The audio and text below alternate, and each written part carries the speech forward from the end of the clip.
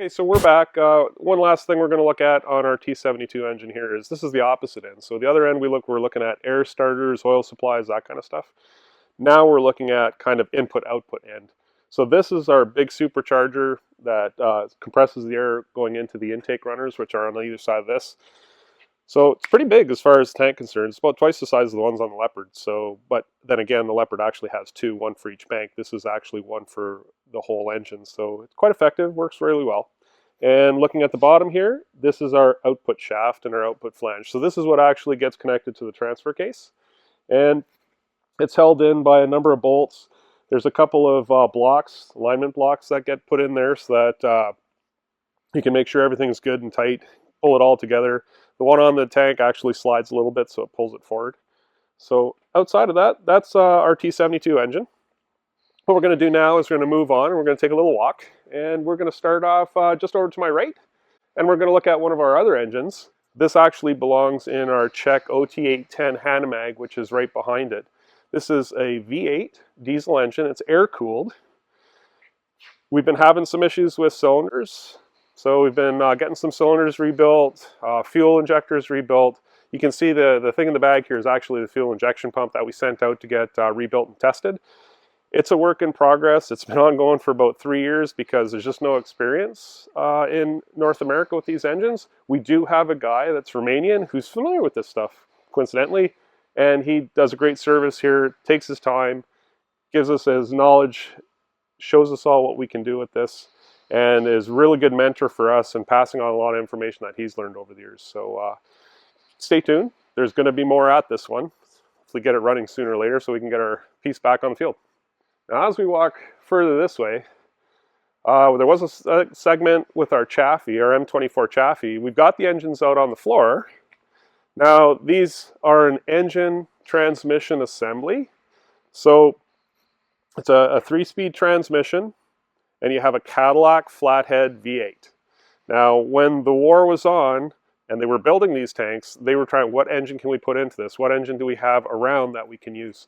GM said, hey, we got a lot of these Cadillac engines, why don't we use these? So they're 331 Cadillac flathead V8s, about 110 horsepower. So you think not a lot of horsepower. When you compare it to like a V12 of a modern tank that's 800 horsepower, this is not a lot. So it was all reliant on gearing in the final drives and in the transfer cases, the differentials, to bring your torque from the engine. It's a little torquey engine.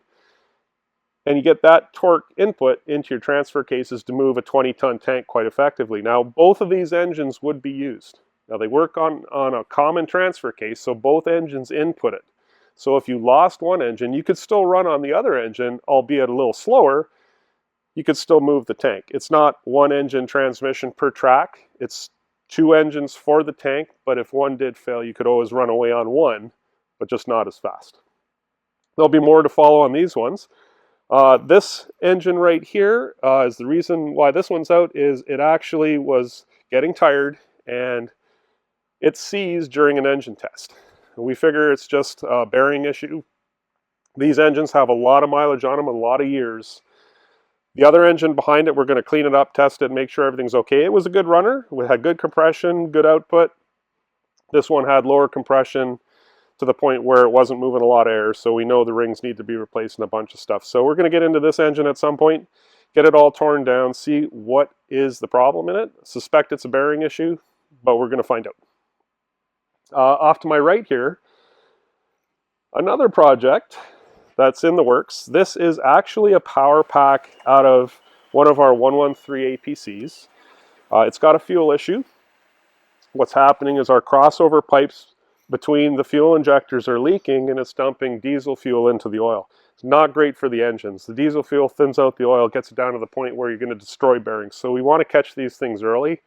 The guys that do the checks when they're in service, they'll check the oil when they get a pause. It's called a halt parade. So they'll check coolant, they'll check oil, they'll check fuel.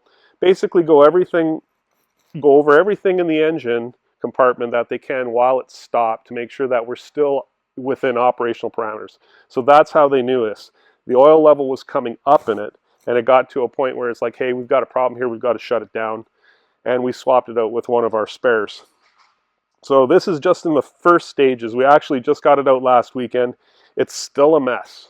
Like, this is going to get cleaned up. A lot of stuff has got to come apart. There's a lot of grease. There's a lot of dirt and debris on it. It takes a while to get these things clean and get down to the point where we can actually get them back in and running. So we're waiting for parts. Crossover tubes, we're going to probably source out a new set of injectors for it, get it running, get it back up to snuff so we can get it back in the unit and back in service. More to follow on that. All of these moving vehicles cost a lot of money to maintain. Volunteers keep them running, but it's through contributions and donations of our community and the larger world community that keeps this large collection of military vehicles alive. You can support us by liking our social media feeds or by going to tankmuseum.ca and making a one-time or subscription contribution. Those contributions go directly to maintaining one of the world's largest fleets of operational historical military vehicles.